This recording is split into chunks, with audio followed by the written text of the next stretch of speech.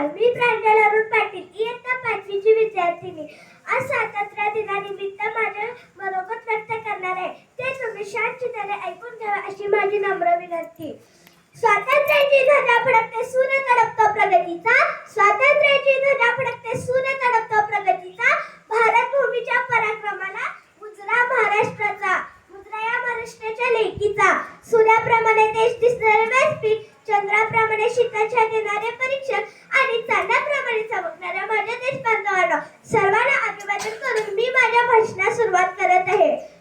आजच्या दिवशी 15 ऑगस्ट 1947 रोजी भारताला 200 वर्षाच्या ब्रिटिश राजवटीतून स्वातंत्र्य मिळाले. ही तारीखच नव्हे तर शतकानुशतके चाललेल्या बलिदान, संघर्ष आणि आत्मत्यागाचे फळ आहे. आपले महान स्वातंत्र्य सैनिक महात्मा गांधी, पंडित नेहरू, झाशीची राणी लक्ष्मीबाई, नेताजी सुभाषचंद्र बोस, भगत सिंग, राजगुरू, सुखदेव, टिळक, सावरकर यांच्यामुळेच आज आपण मोकळ्या आकाशाखाली श्वास घेऊ शकतो.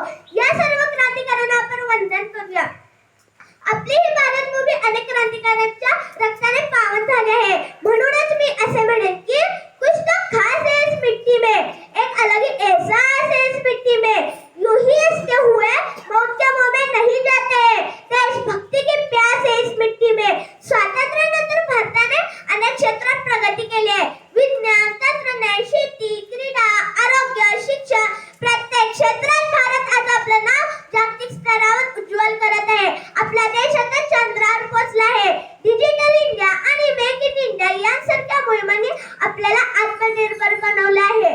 पण एवढा